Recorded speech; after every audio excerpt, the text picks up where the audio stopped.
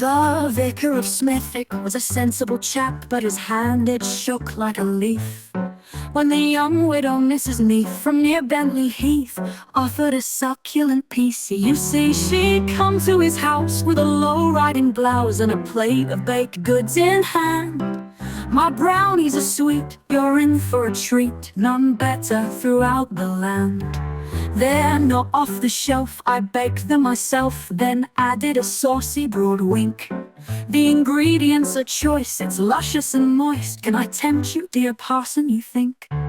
Well, the vicar blushed red and nodded his head and stammered a keen acquiescence.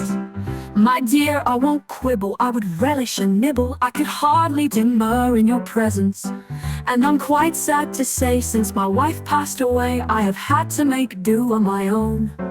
For homemade delights I have suffered at nights with but a sad, rudimentary scone. And the sight of your buns has my heart quite a wobble.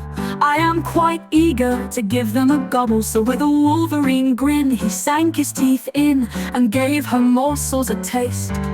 It was chocolatey, buttery and Moorish quite utterly. He soon lay the portion to waste, and not long thereafter he giggled with laughter. Like Oliver he asked for more. With a contented sigh she was happy to comply, and sat with him down on the floor. Well, his collar came off as he continued to scoff, and his shirt he undid also low. And the widow was merry as she uncorked the sherry, and her cheeks had a jolly red glow. She slid to the floor and flashed to him more than modesty would have dictated. But the pair of them roared as the sherry was poured. Their spirits were highly elated. And the widow Neath chuckled as his belt was unbuckled, for his trousers had uncomfortably tightened.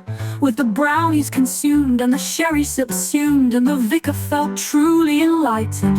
You must tell me please what goes into these, he asked as he finished the rest.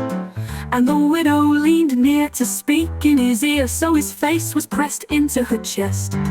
It's a herb that I found in the vicarage grounds. I think that it's called Mary Jane. Well, the vicar's face glowed as he rested his nose and demanded for more of the same. As she shifted her weight, they fell back on the plate, and their lips met in hungry embrace. Both passions aroused by the brownies devoured, and things started to fall out of place. But as her skirt rode high as the glint in his eye, the front door of her house was thrown wide, and the room was soon filled with the whole women's guild, who stood as a one goggle-eyed. It's not as it seems, Mary Neath nearly screamed as she quickly adjusted her skirt. But the smile on her face was fixed firmly in place, and the vicar had a permanent smirk. And from that day on 'twas ne'er just a scone that the vicar enjoyed of a night. The women of the guild kept his larder well filled, and his smile incandescently bright.